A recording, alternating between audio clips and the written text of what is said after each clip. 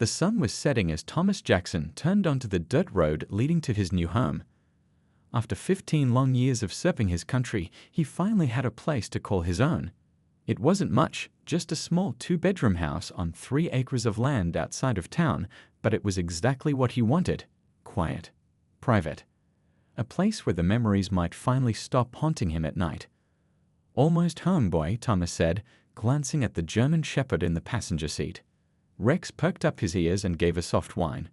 The dog had been through everything with him: 4 tours, countless missions, and things that would never appear in any official record. Rex had saved his life 3 times that he could count, and probably more times he didn't even know about. Thomas pulled into the gravel driveway and cut the engine. For a moment, he just sat there, taking it all in. The porch needed a fresh coat of paint. The lawn was overgrown. But the American flag he'd hung last week fluttered gently in the breeze. It felt right. "Come on, Rex, let's get inside before dark." The house was still mostly empty. A bed, a couch, some basic kitchen supplies. Thomas didn't need much. His military training had taught him to live with less, to be ready to move at a moment's notice. Old habits die hard, even for a recently retired Delta Force commander. That night, Thomas sat on his porch drinking coffee, staring at the stars. Rex lay at his feet, always alert, always watching. The silence was new to both of them. No helicopter rotors, no radio chatter, no gunfire in the distance. Just crickets and the occasional car passing on the main road half a mile away. The first week passed quietly.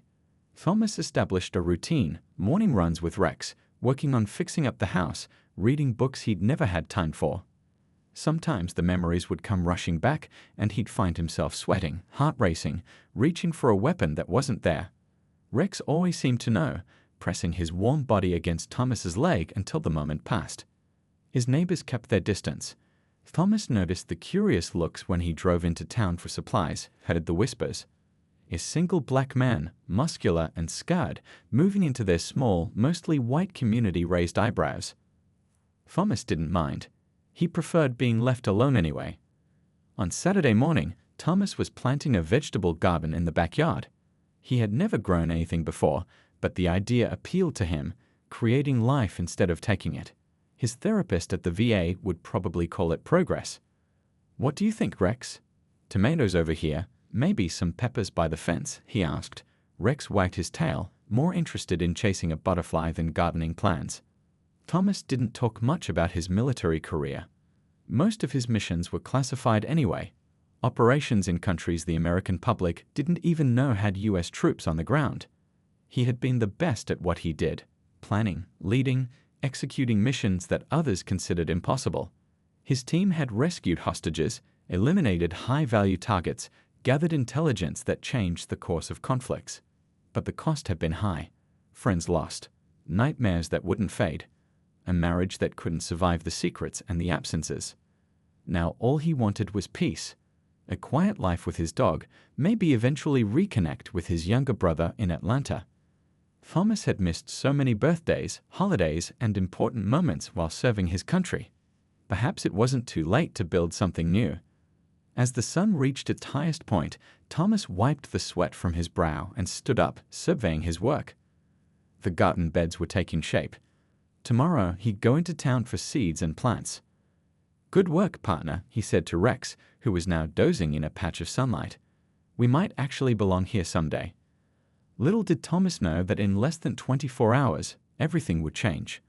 The peace he had fought so hard for was about to be shattered, and the skills he hoped to never use again would soon be the only thing standing between justice and corruption. Sunday morning started peacefully enough. Thomas woke up early, as he always did. 15 years of military discipline had made sleeping past 5 a.m. impossible. He and Rex went for their usual run, 3 miles around the country roads near their new home. The early spring air was crisp and Thomas felt good. For the first time in months, he had slept through the night without nightmares. "Today's going to be a good day, boy," he told Rex as they headed back home. The German Shepherd trotted happily beside him, tongue hanging out. After breakfast, Thomas went out to continue work on his garden. He didn't notice the curtains moving in the window of the house across the road, or the woman on the phone, speaking in hushed but urgent tones. "There's a suspicious man in the Johnson property," Mrs. Wilson told the 911 dispatcher. "He's been there for days. I've never seen him before, and he has a large dog. I'm worried he might be dangerous." When asked why she thought he might be dangerous, Mrs. Wilson hesitated before saying, "Well, he's not from around here, and he's all alone out there." Thomas was kneeling in the dirt, planning where to plant his tomatoes, when he heard cars pulling up out front. Rex's ears perked up and he gave a low growl. "Easy, Rex," Thomas said, standing up slowly. He walked around the side of the house to see what was happening. 4 police cars were parked in his driveway and on the road. 8 officers were getting out, hands near their weapons. Thomas took a deep breath. He knew how this looked. He'd been in enough countries, seen enough situations go wrong. "Stay," he commanded Rex firmly, not wanting any misunderstandings. But Rex had been trained to protect. Seeing the officers approaching his master, the dog moved forward, placing himself between Thomas and the police. He wasn't barking or growling anymore, just walking steadily forward. "Dog, he's got a dog," one of the officers shouted. "Control your animal, sir," another called out. "He's trained. He's not attacking," Thomas called back, his voice calm but urgent. "Rex, heel." The dog stopped, looking back at Thomas for instructions. That's when Officer Parker, a rookie just 3 months out of the academy, pulled his weapon and fired. 3 shots rang out in quick succession. "No." Thomas screamed, a sound torn from deep inside him. Rex collapsed on the ground, blood pooling on the grass. Thomas ran toward his dog, but 2 officers tackled him before he could reach Rex. "Hands behind your back. Now," they shouted, pressing him into the dirt. "My dog needs help," Thomas pleaded, his voice breaking. "Please, he's bleeding out." But they weren't listening. Cold metal handcuffs clicked around his wrists as Rex whimpered softly, just a few feet away. Thomas could see the life fading from his partner's eyes. "What's going on here?" Thomas asked, struggling to keep his voice steady. "This is my property. I live here." "We received a report of trespassing," one officer said flatly. "ID." "In my wallet. Back pocket," Thomas replied. "Please, my dog needs medical attention. He's a service animal." The officer roughly pulled the wallet out and examined Thomas's driver's license and military ID. His eyebrows raised slightly. "You're Jackson, the homeowner?" "Yes," Thomas said through gritted teeth. "Now please, help my dog." But it was too late. Rex had gone still, his loyal eyes now empty, fixed on his master until the very end. Something changed in Thomas at that moment. A switch that had been turned off when he left the military clicked back on. As they led him to the police car to sort things out, his mind was already calculating, assessing, planning. The training that had made him the most effective Delta Force commander in history was surging back. "You have the right to remain silent," the officer began. Thomas wasn't listening. He was memorizing faces, badge numbers, unit designations. These men had no idea who they were dealing with, no idea of the storm they had just unleashed. And as they drove him away, leaving Rex's body lying in the yard, Thomas made a silent promise to his fallen friend. This wouldn't go unanswered. Not this time. They kept Thomas at the police station for 6 hours. 6 hours of questions, paperwork, and cold stares. When they finally released him, the sun was setting. No charges were filed. They couldn't charge him with anything. He had been on his own property, doing nothing wrong. "Sorry for the misunderstanding," the desk sergeant said without looking up. No real apology. No mention of Rex. Thomas walked the 3 miles home in silence. His house was dark when he arrived. Yellow police tape still marked the spot where Rex had died. Thomas carefully rolled it up and put it in his pocket. Then he knelt down and touched the grass, still stained dark. "I'm sorry, boy," he whispered. "I brought you home to be safe." He spent the night digging a grave at the edge of his property, under an old oak tree. As he worked, memories of Rex flooded his mind. The dog pulling him from burning wreckage after their helicopter crashed in northern Syria. Rex finding hidden explosives that would have killed his entire team. The countless nights the dog had slept at the foot of his bed, keeping the nightmares at bay. By morning, Thomas had made his decision. He would seek justice through the proper channels. After all, he had spent his life defending a system. He needed to believe that system could work. For 2 weeks, Thomas did everything by the book. He filed a formal complaint with the police department. He spoke with the police chief, a man named Wilson, who promised a full investigation. He contacted lawyers. He requested the body camera footage from the officers present that day. "We're having technical difficulties retrieving that footage," the records clerk told him when he called for the third time. The system was being updated that day. Thomas knew a lie when he heard one, and he was beginning to see a pattern. At the local coffee shop, a woman approached his table. She introduced herself as Michelle, a journalist with the local paper.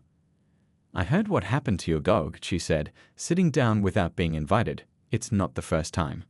Michelle told him about 3 similar incidents in the last year. Officer Parker, the rookie who had shot Rex, had been involved in 2 of them. All had been ruled justified. All complaints had been dismissed. "No one wants to talk about it," Michelle said. "People are afraid." That night, Thomas started a notebook. Names, dates, incidents. He began to see connections. The same officers. The same excuses. The same silence. He tried calling his former commanding officer, now working at the Pentagon. "I need to know if there's anything you can do," Thomas explained. "Look, Jackson, I understand you're upset about your dog," the commander said. "But these things happen. Local police matters aren't our jurisdiction. You know that." "Right," Thomas said. "These things happen. But not to men like him. Not to men who had the skills to do something about it." The breaking point came when Thomas returned to the police station to follow up on his complaint. The front desk officer smirked when he saw him. "Oh, we were just about to call you," he said, sliding a thin folder across the counter. "Investigations complete." Thomas opened the folder, a single page. "After thorough review, Officer Parker's actions have been deemed reasonable and within department policy. No disciplinary action warranted." "That's it?" Thomas asked. "My dog was killed on my own property, and that's all you have to say?" The officer shrugged. "You people always make such a big deal out of these things. Maybe get a fish next time. Less trouble." Thomas felt something cold and calm settle over him. He carefully placed the folder back on the counter. "Thank you for your time," he said quietly. On his way out, he passed a bulletin board with photos of the police department's annual picnic. Officer Parker was there, smiling, arm thrown around Chief Wilson's shoulders. Standing next to them was a man Thomas recognized, the mayor's brother, whom Thomas had seen in town a few times, always driving expensive cars, always meeting with people in dark corners. Thomas took a picture with his phone. Later that night, he set up the spare bedroom as a workspace. He pinned the photo to the wall. This was just the beginning. The system had failed. Now it was time for Thomas to do what he did best: gather intelligence, form a strategy, and execute a mission. Not for his country this time. For Rex, for justice. Thomas had always been good at watching without being seen. It was a skill that had kept him alive across 3 continents. Now he was using it in his own hometown. For 2 weeks, he observed Officer Parker. The man kept a routine: coffee at 7:30 a.m. at the diner downtown, work until 6 p.m., then the local bar 3 nights a week. But on Thursdays, something different happened. On Thursday nights, Parker drove his police cruiser to an old warehouse on the edge of town. He would park around back, where he thought no one could see. Other cars would arrive, expensive ones, men in suits. Once the mayor's brother. Thomas sat in the darkness across the street, watching through high-powered binoculars he'd kept from his service days.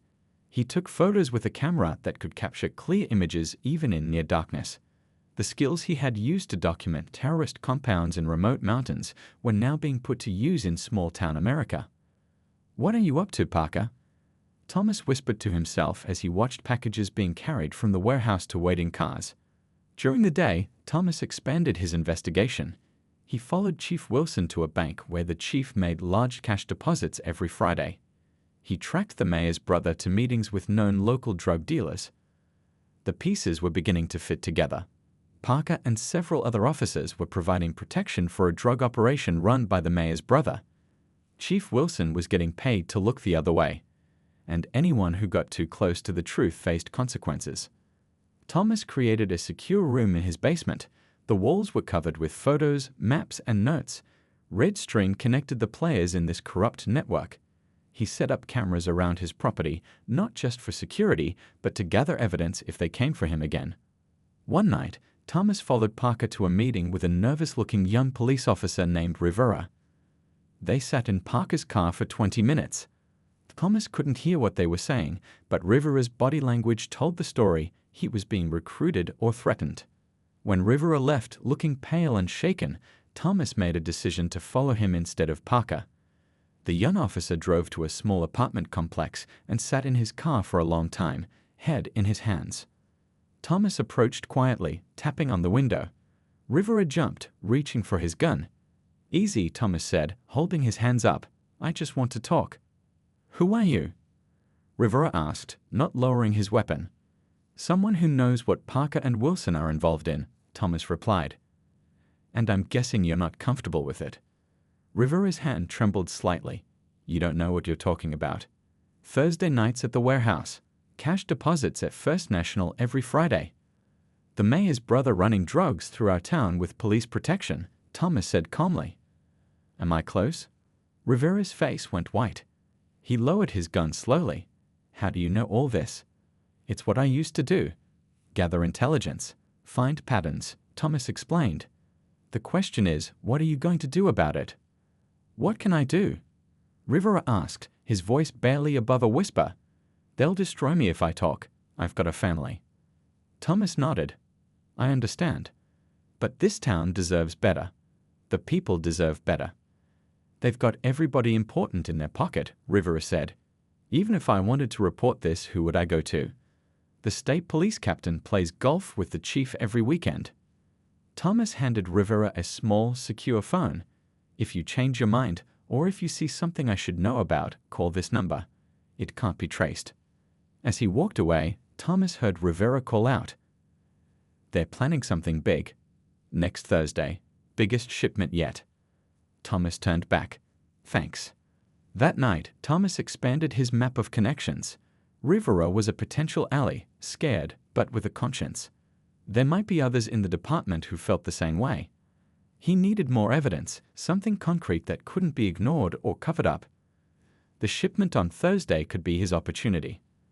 As he worked, Thomas glanced at the photo of Rex he placed on his desk. "We're getting closer, boy," he said softly. What the corrupt officers and officials didn't realize was that they weren't dealing with an ordinary citizen. Thomas had planned operations to capture or eliminate some of the most dangerous people on Earth.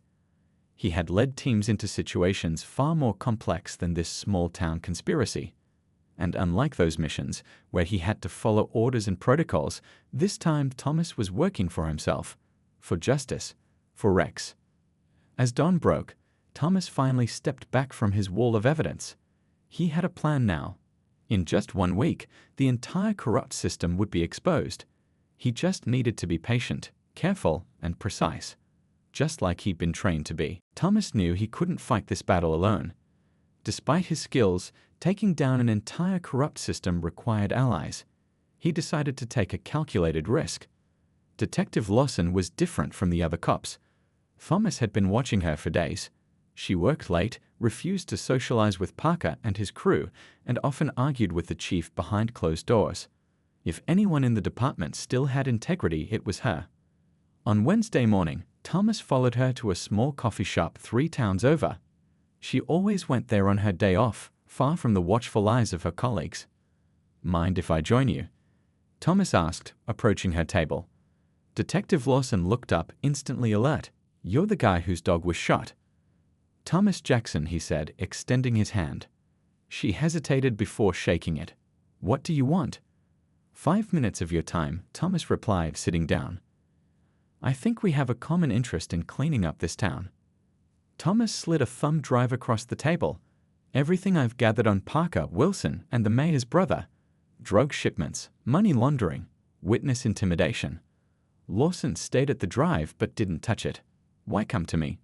"Because you're the only cop in this town who still writes proper reports.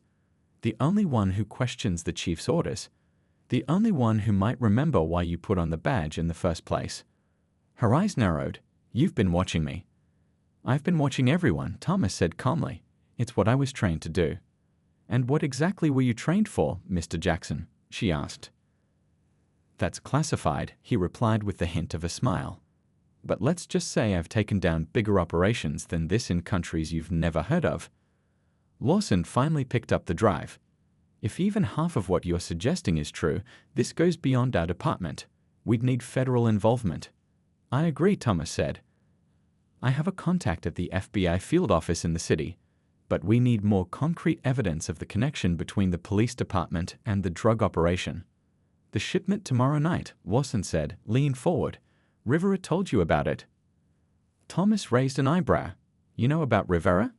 "He's my cousin's kid," she explained. "Good cop, scared kid. He called me after you approached him." Thomas nodded. "Then you know what's happening tomorrow. It's our chance to document everything." "Our chance?" Lawson asked. "What exactly are you planning?" "Nothing illegal," Thomas assured her. "Just surveillance, documentation, evidence gathering." Lawson studied his face for a long moment. "You're not telling me everything." "No," Thomas admitted, "but I'm telling you the truth." After a moment, she nodded. "I'll help you document the shipment, but after that, we do this my way.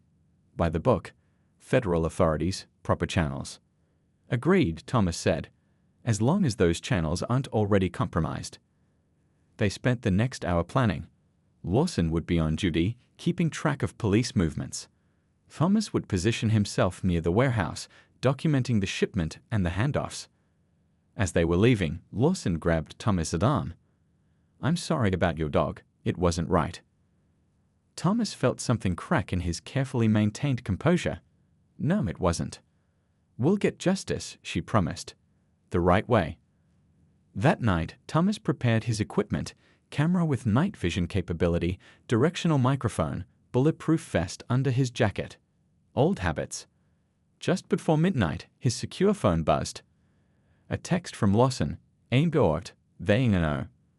Thomas immediately shut down his equipment. Someone had tipped off Parker and the others. But how? Had he been compromised? Had Lawson? Before he could figure it out, he heard the sound of breaking glass downstairs. Someone was in his house. Thomas moved silently to his bedroom closet, retrieving the gun he kept locked there. He hadn't touched it since coming home, but his hands remembered. 15 years of training don't disappear. Moving like a shadow, Thomas worked his way downstairs. 2 men in black clothes, faces covered, were ransacking his living room. Not police. Hired muscle. Thomas could have taken them down easily. The old Thomas would have. Instead, he snapped a quick photo with his phone for evidence, then deliberately knocked over a lamp. The intruders froze, then ran, disappearing into the night before Thomas could get a better look at them. His phone buzzed again. Another text from Lawson. "Shots is fired at RIVSID apartmentiers. Officer down." Riverside Apartments, where Rivera lived. Thomas's blood went cold. This wasn't just about intimidation anymore. They were tying up loose ends, and Lawson might be next. The warning had become a war. Thomas drove through the night rain toward Riverside Apartments, his mind racing faster than his car. The streets were empty except for a single police cruiser speeding in the opposite direction, lights flashing but no siren. Thomas recognized the driver, Officer Parker.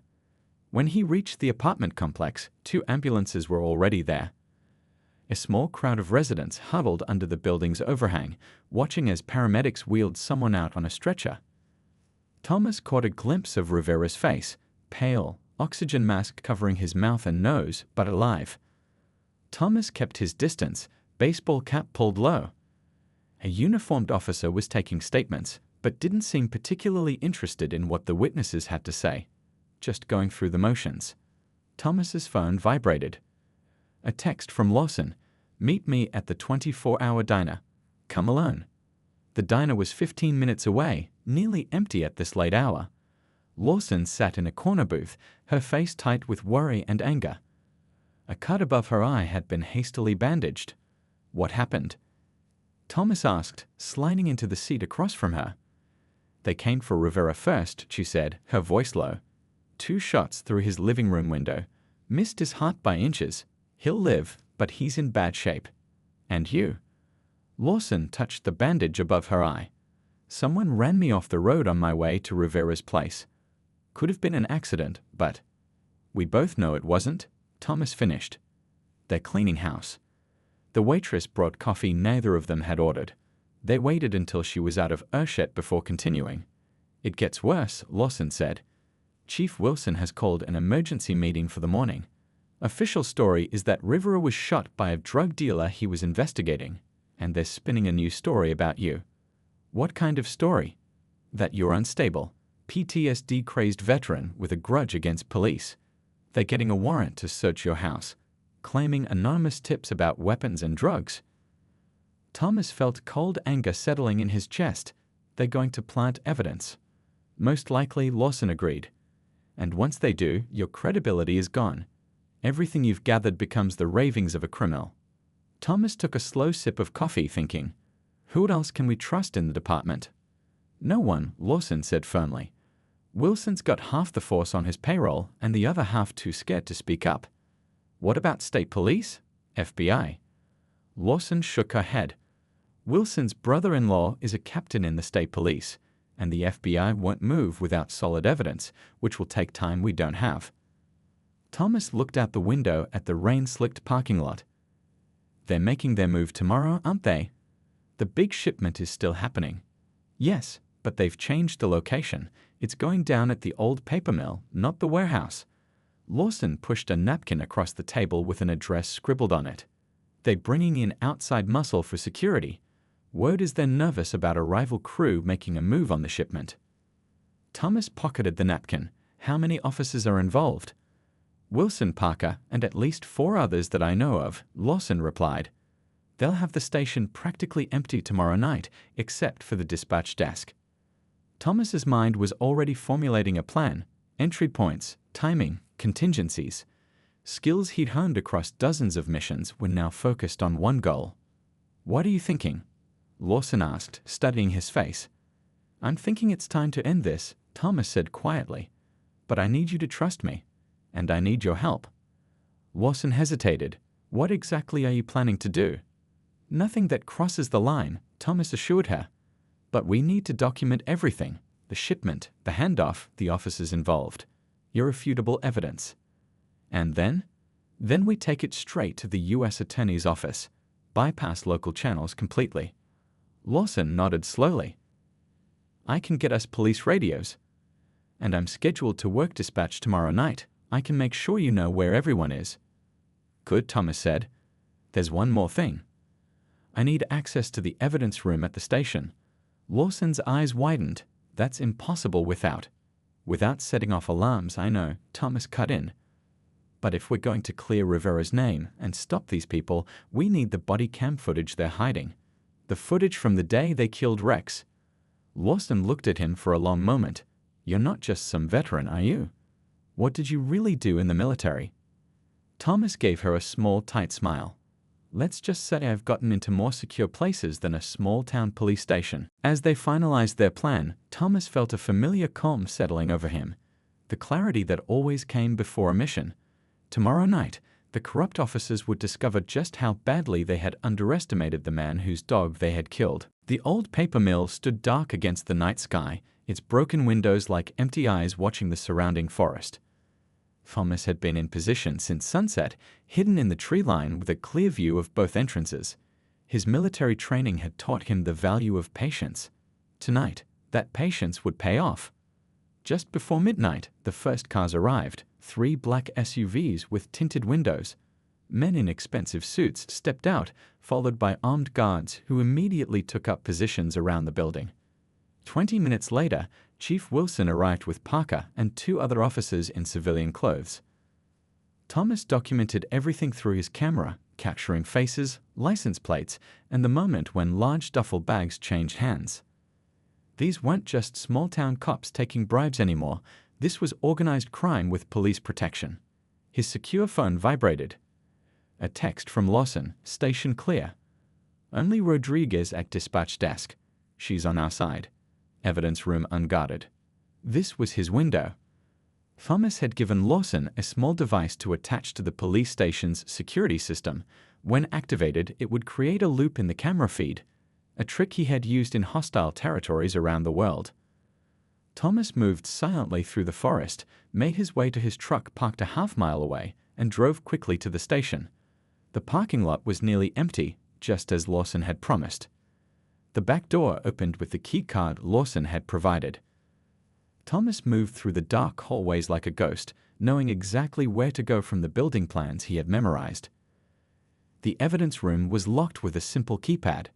Thomas pulled out a small electronic device and attached it to the panel. Within seconds, the door clicked open. Inside, Thomas went straight to the computer terminal. It took only minutes to find what he was looking for: the body camera files from the day Rex was killed. The files had been marked for deletion, but hadn't been purged from the system yet. Thomas copied everything onto a drive, then accessed the personnel files. He found reports of excessive force that had been buried, civilian complaints that had disappeared, and internal affairs investigations that had been shut down by Chief Wilson. Just as he was finishing, his phone vibrated again, an urgent message from Lawson: "Emergency 80 mil. Hostage situation." Thomas's heart raced as he read the details. Something had gone wrong at the drug deal. An argument had escalated into gunfire. Now Parker and the others had barricaded themselves inside with hostages, 3 employees who had been working late at a nearby building and had the bad luck to witness the shootout. By the time Thomas arrived back at the mill, it was surrounded by police cars and an ambulance. The mayor was there, looking nervous as he spoke with a state police negotiator who had just arrived. Thomas spotted Lawson standing off to the side, deliberately avoiding eye contact with him. "They're demanding safe passage out of the country," one officer was saying. "They've got the hostages at gunpoint." "We need SWAT," another replied. "But the nearest team is an hour away." Thomas knew what he had to do. The back of the mill had a service entrance that wouldn't be visible from the main standoff area. Years of hostage rescue operations had prepared him for exactly this situation. He circled through the woods until he reached the rear of the building. An old drainage pipe, just big enough for a man to crawl through, led under the foundation. Thomas had spotted it during his earlier surveillance, noting it as a potential entry point out of professional habit. Inside the pipe, Thomas moved inch by inch through cold water and decades of grime. The sound of raised voices grew louder as he approached the inside of the building. Finally, he emerged in what had once been a boiler room. Thomas could hear Parker shouting demands from the main floor above. The hostages were crying. Chief Wilson was arguing with Parker, their partnership clearly falling apart under pressure. Moving silently up a metal staircase, Thomas reached a catwalk that overlooked the main floor. He could see everything: Parker pacing with a gun, the mayor's brother bleeding from a shoulder wound, and the hostages huddled in the corner. Thomas took a deep breath, centering himself as he had done before every critical mission. Then he moved. What happened next seemed like a blur to those outside. Later, the hostages would describe it as something from an action movie, a shadow dropping from above, moving with impossible speed and precision. Within 90 seconds, it was over. When the police finally entered the building, they found all 3 hostages unharmed. Parker, Wilson, and the others were unconscious but alive, expertly restrained with their own handcuffs. And on a thumb drive taped to Chief Wilson's chest was everything: the body cam footage of Rex's shooting, evidence of years of corruption, and video of tonight's drug deal and hostage situation. 3 months later, Thomas stood at Rex's grave under the oak tree. The case had made national news. 12 officers arrested, the mayor resigned, and the FBI had taken over the investigation, uncovering corruption that reached all the way to the state capitol. Detective Lawson, now acting police chief, pulled into his driveway. Beside her in the passenger seat was a German Shepherd from the K9 training center. He was going to be trained as a police dog, Lawson explained as the dog approached Thomas cautiously. But he's too gentle, they said, not aggressive enough for the work. Thomas knelt down, letting the dog sniff his hand. Sounds perfect to me. As the sun set over his small house, Thomas felt something he hadn't experienced in a long time: peace. Justice had been served, not through revenge, but through the very system he had once doubted. The new dog wasn't Rex, and nothing could bring his old friend back. But maybe, just maybe, this was the beginning of healing for both Thomas and his town.